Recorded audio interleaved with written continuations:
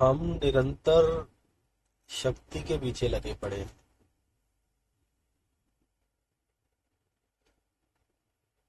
शरीर की शक्ति, मन की शक्ति, पैसे की शक्ति,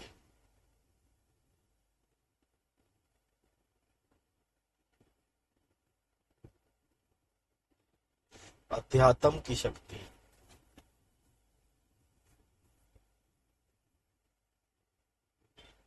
माया की शक्ति, और माया के अंदर अभिन्न प्रकार की शक्तियों के पीछे लगे पड़े हैं।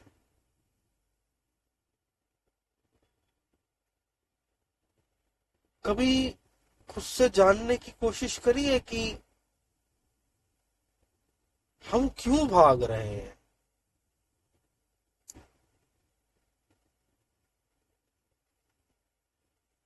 क्या कारण है हमारी भाग का, और ये कब खत्म होगी।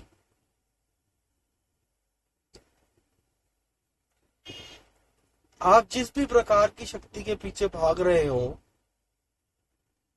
मन कहेगा बस ये मिल जाए तो खत्म हो जाएगी। तो वो जो भी टारगेट मन ने सेट कर रखा है, वो टारगेट जिन्होंने अचीव कर लिया, क्या उनको मिल गई?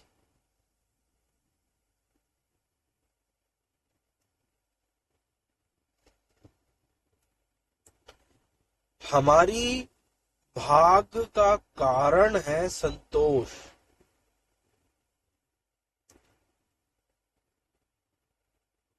हमारी भाग का कारण है आनंद।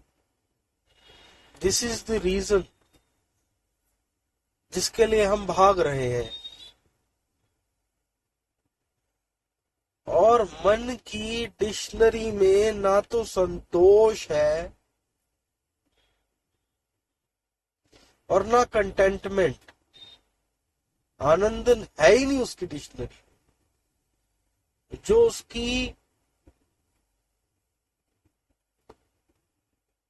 उसकी प्रोग्रामिंग है, तो जिसने वो प्रोग्रामर ने वो प्रोग्रामिंग रची है, उसके अंदर ये दोनों चीजें ले ली हैं।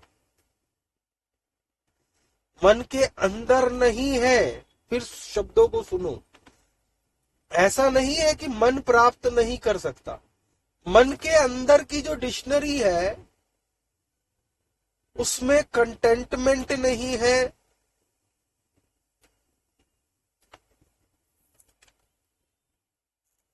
उसमें संतोष नहीं है। फिर क्या है? उसमें लारे हैं। लारे मीन्स प्रॉमिस फॉर टुमारो। वो दिखाता है, हाँ वो दिखाता है। दिखाने के लिए भी वो अपने से बाहर जाता है कि देखो ये काम हो जाए तो हो जाएगा, ये हो जाए तो हो जाएगा, वो हो जाए तो हो जाएगा। हम विभिन्न प्रकार की शक्तियों को, ऐसा नहीं है कि आपके पास कोई शक्ति नहीं है। किसी के पास शारीरिक बल है, उसको पता चला अरे ठीक है इस बल से कुछ हो रहा है, पर सब कुछ नहीं हो रहा। किसी के पास मानसिक बल है, आध्यात्मिक बल है। आध्यात्मिक बल के बाद भी संतोष नहीं है। उसका कारण क्या है? उसका कारण ये है कि जो गले से ऊपर का हिस्सा है, मैंने कई क्लासों में बताया है कि माया की जड़ें ना हेड में है। इसलिए बड़े बड़े जो संत हुए उन्होंने हेडलेस मेडिटेशन के बारे में जिक्र किया है। रावण को भी सर त्याग करते हुए दिखाया है। अब है क्या कि ये जो सर के ऊपर विचार आते हैं, ये सारे विचार दानव योनि के हैं, क्योंकि इसकी जो ये वहां से आ रहे हैं जहां माया की जड़ें हैं। तो ये माया से परे होने को कैसे आपको प्रेरित कर लेंगे? कभी प्रेरित नहीं करेंगे। पर ये भी थर्ड आई के पीछे स्टिलनेस को पा सकते हैं। ये भी विचारों को विभीषण की योनि तक ला सकते हैं। मतलब 70%, 80%, 90% तक भी ये अपना डिस्ट्रक्टिव बिहेवियर को खत्म कर सकते हैं, पर ये जीरो नहीं कर सकते।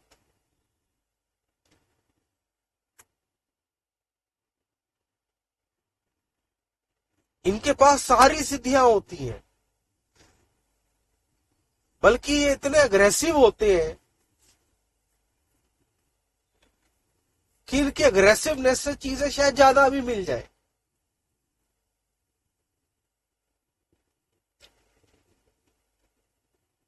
आप देखिए ना कि अमृत को पाया दानवों ने था, इनके अग्रेशन की वजह से, इनकी भूख की वजह से। इनका भूख क्या बता रहा है? आपका अधूरापन बता रहा है।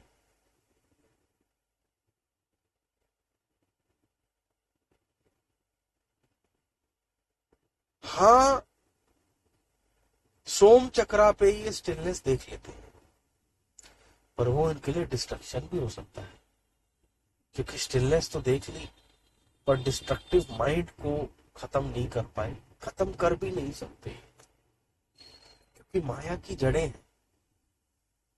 हेडलेस होना पड़ेगा, यानी इनके स्तर से डिस्ट्रक्टिव माइंड को खत्म नहीं किया जा सकता। कृष्णा यानी सांसों में कृष्णा को भी ये देख लेंगे। चैलेंजिंग रहेगा इनके लिए, पर ये देख लेंगे।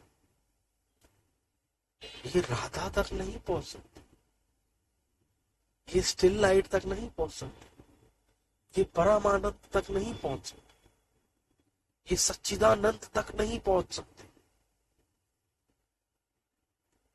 तभी होगा जब समर्पण के माध्यम से स्टिलनेस को आप हृदय देश में देखने लग जाओगे। मन जो चित्त है वो कृष्णा यानी सांसों में लग जाएगा। सांसों के अंदर कृष्णा के स्वरूप को देखते हुए सांस बाहर गई तो बाहर स्टिलनेस देखी, सांस अंदर गई तो अंदर